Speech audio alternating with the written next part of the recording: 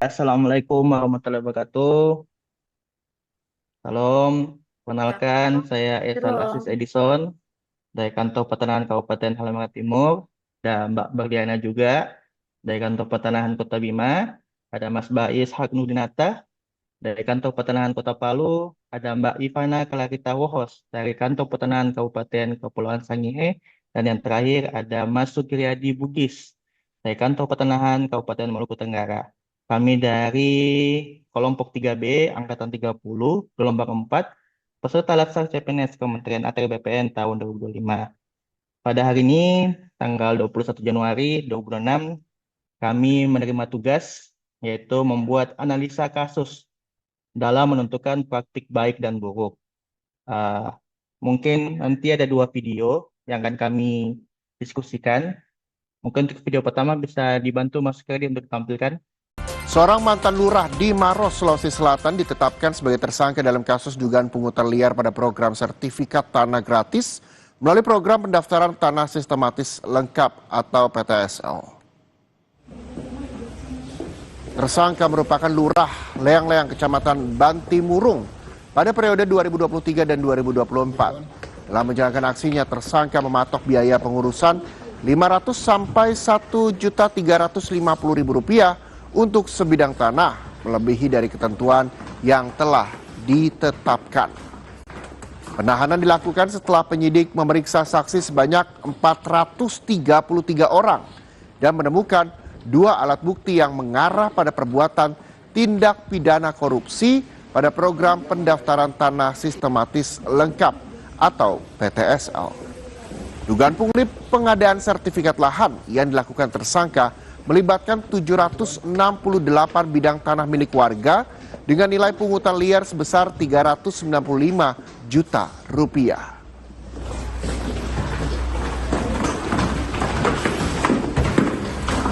Telah dilakukan penahanan untuk memperlancar proses penyidikan selama 20 hari di Lapas Maros. Ini terkait dengan pungli program pengadaan tanah sertifikasi lengkap PTSL di Kelurahan Leang-Leang Kabupaten Maros. Nilai pungutan sejumlah Rp395 juta. Nah, itu tadi video pertamanya. Kita akan langsung membahas menggunakan analisis SWOT. Video yang tadi itu membahas tentang pungutan liar dari lurah dalam program PTSL yang telah ditetapkan sebagai tersangka.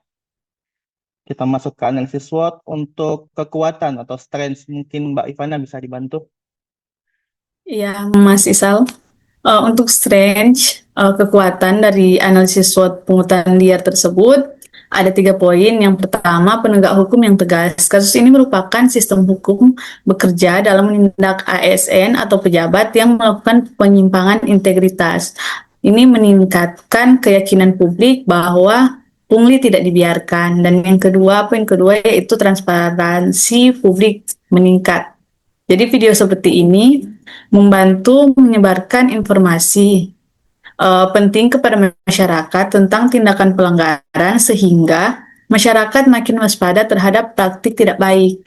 Nah, dan yang poin ketiga untuk kekuatan atau strength yaitu peningkatan kesadaran layanan publik menjadi bersih. Peristiwa ini mencerminkan kepedulian penegakan hukum dan media dalam menyoroti pelayanan publik yang tidak sesuai aturan dan memberi sinyal bahwa integritas pejabat publik itu sangat penting. Begitu, Mas Isal.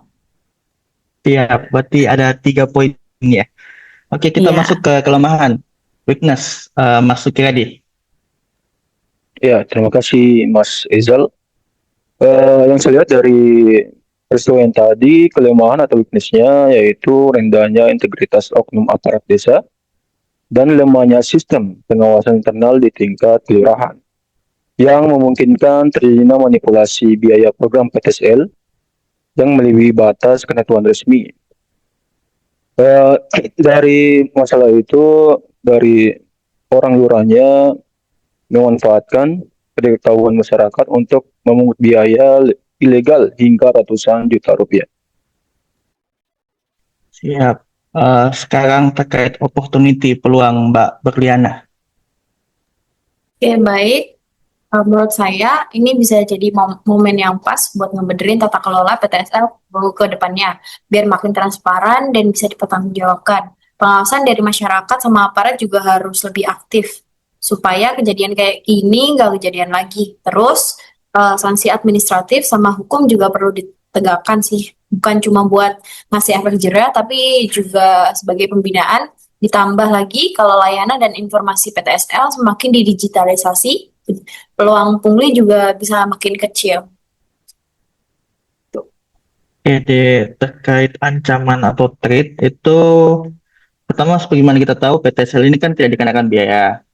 Sehingga pungutan liar yang dilakukan oleh lurah itu merupakan penyelewengan jabatan yang menyebabkan kerugian finansial bagi masyarakat dan turunnya nilai kepuasan dan kepercayaan masyarakat terhadap kinerja pemerintah.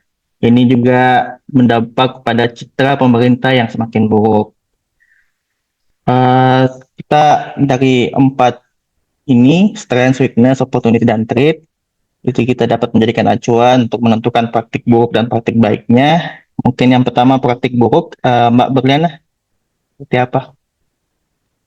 Oke, praktik buruknya ini ada seorang oknum lurah atau ASN ya yang melakukan praktik pungli atau pungutan liar dalam pelaksanaan program PTSL dengan meminta sejumlah uang kepada masyarakat yang tanahnya terdaftar sebagai peserta program PTSL tersebut. Dan yang pasti pungutan tersebut dilakukan di luar ketentuan resmi karena PTSL kan tidak dipungut biaya itu. Makasih. Ya, kalau untuk praktik baiknya, Mas Bais. Nah, untuk praktik baiknya seorang ASN itu kan harusnya dia melayani sesuai prosedur dan profesional dengan tetap memproses pelaksanaan PTSL tanpa tambahan biaya yang tersembunyi. Harusnya dia juga mengutamakan integritas dan penolakan gratifikasi sebagai upaya untuk menerapkan nilai akuntabel.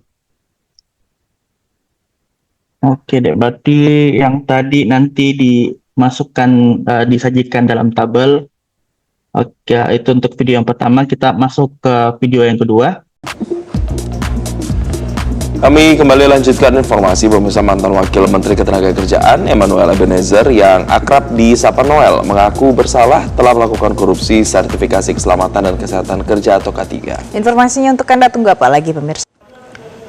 Pemirsa, hal ini diungkap dalam sidang perdana Noel di Pengadilan Negeri Tipikor, Jakarta. Noel disebut menerima suap sebesar 3,3 miliar rupiah baik secara langsung ataupun tidak langsung periode Oktober 2024 sampai dengan Agustus 2025. Serta menerima 1 sepeda motor Ducati. Selain itu, Noel juga disebut menerima gratifikasi dari pihak swasta lain nilainya 435 juta rupiah. Noel diduga melakukan praktik rasuah sejak Desember 2024 atau 2 bulan setelah ia dilantik menjadi Wamenaker. Korupsi Noel menimbulkan kerugian negara 201 miliar rupiah dari 2020 hingga 2025 karena biaya sertifikasi K3 di markup atau dinaikkan dari 275 ribu rupiah menjadi 6 juta rupiah. Terkait dengan kasus ini, Noel pernah mengajukan amnesti, namun usai sidang kemarin Noel mengatakan belum mau menyinggung soal amnesti lagi. Malah Noel menyindir KPK yang terlalu sinis kepadanya karena pernah meminta amnesti.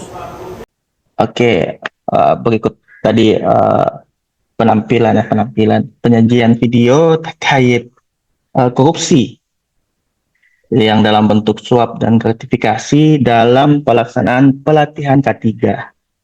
Kita masuk dulu dalam analisis SWOT. Pertama, kekuatan, strength, mungkin dari Mas Sukriyadi. Silakan. Ya, terima kasih Mas Ezal. Jadi dari video tadi itu kekuatan atau strength yang saya lihat yaitu perlu adanya komitmen dan keberanian aparat penegak hukum dalam melakukan tindakan tegas terhadap pejabat negara, serta perlu adanya transparansi proses persidangan di Pengadilan Tinggi Tipikor, yang menjadi kekuatan utama dalam menjamin supremasi hukum dan memulihkan kepercayaan publik terhadap integritas sistem, terutama dalam sistem sertifikasi K3. Oke, itu tadi terkait kekuatan. Kita selanjutnya ke weakness, kelemahan. Silakan Mas Bais.